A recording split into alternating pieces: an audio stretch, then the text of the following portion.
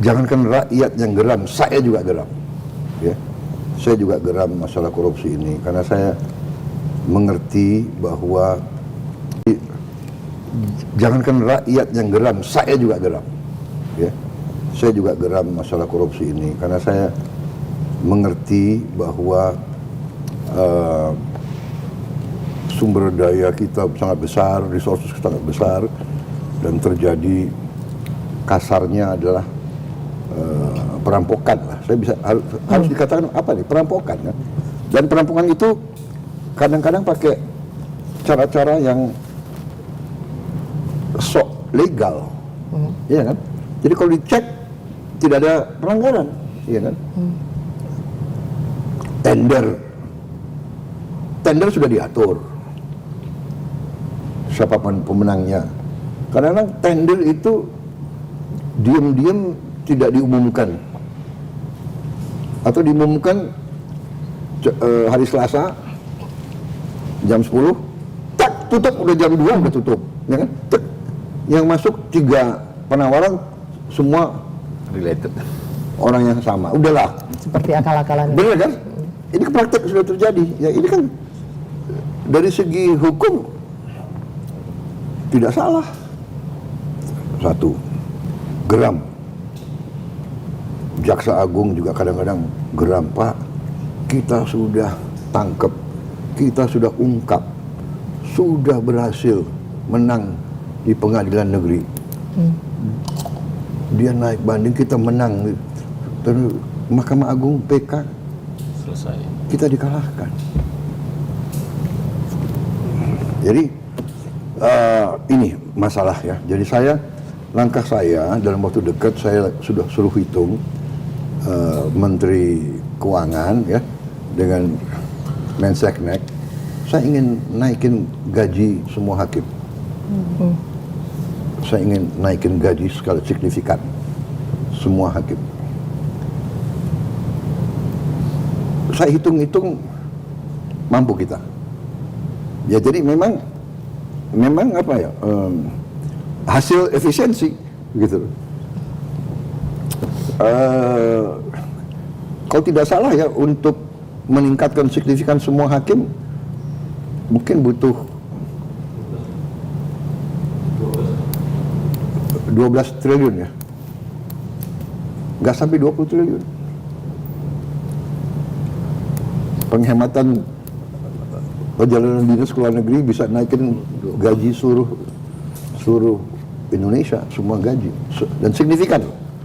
Nanti saya dimarahin juga, kok hakim yang dinaikin signifikan, kami gimana? Ya tapi hakim dulu mungkin ya, karena hakim kita harus dibikin begitu terhormat dan begitu yakin sehingga dia tidak bisa disuap. Saya juga kasih petunjuk, hakim harus punya rumah dinas yang layak. Ini sedang dikerjakan oleh Menteri Perumahan. Kalau tidak salah kita punya hakim seluruh Indonesia nggak sampai 10.000. Kalau tidak salah 9.000 sekian. Jadi ini harus diadres. Hakim dulu diperbaiki, kemudian aparat-aparat yang lain.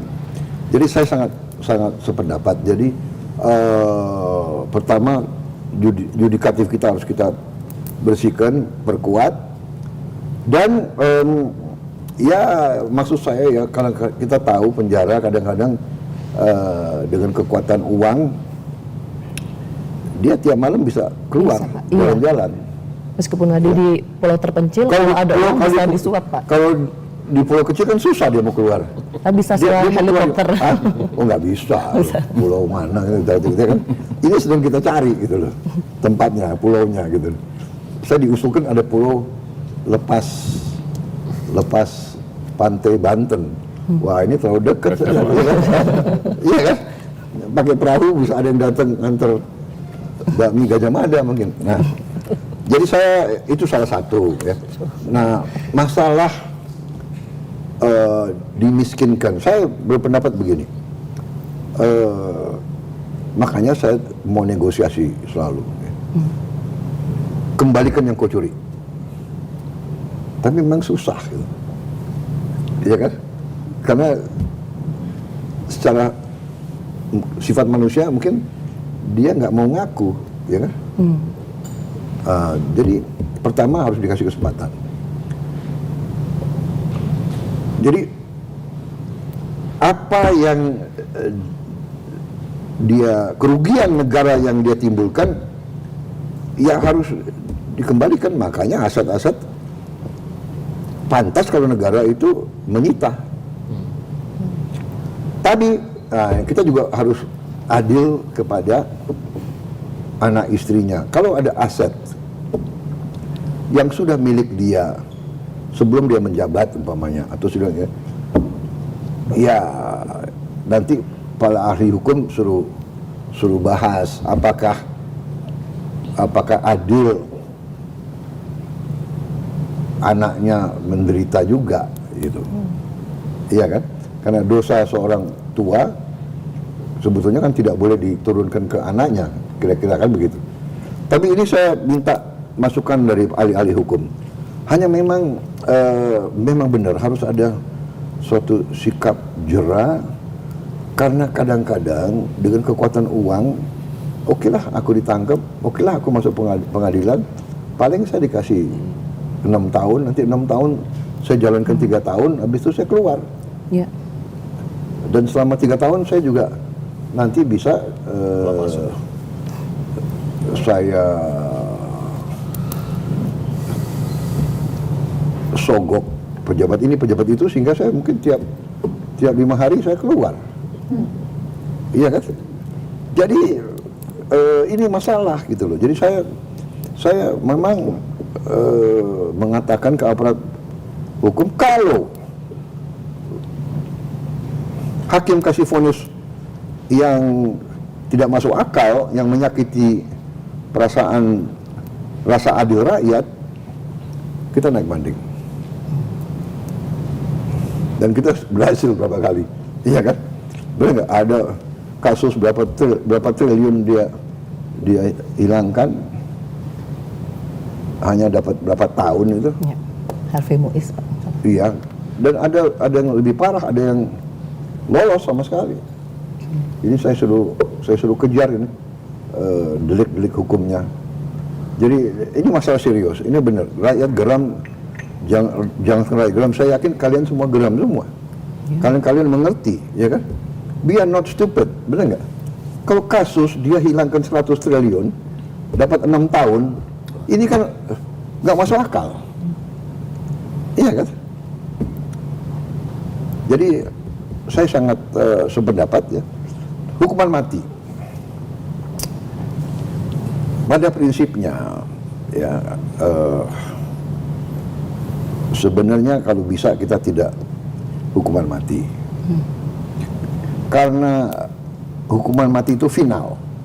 Padahal mungkin saja kita yakin 99,9% dia bersalah. Mungkin ada satu masalah yang ternyata dia korban atau dia di frame atau dia itu loh.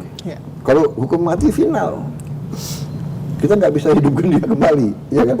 Sehingga pada prinsipnya ya banyak pelaksana hukum mati kan diulur, ya kan, bahkan ujungnya juga tidak dilaksanakan sebenarnya kan. Itu kita lakukan jurisprudensi pemimpin-pemimpin kita sebelum, ya kan. Bung Karno tidak melaksanakan, berapa orang yang dihukum mati, Pak Harto tidak laksanakan, berapa orang dan seterusnya. Dan saya pada prinsipnya juga kalau bisa kita cari efek jera yang tegas, tapi mungkin tidak sampai hukuman mati. Tapi ini tentunya nanti konsensus para pimpinan politik dan para pakar-pakar hukum.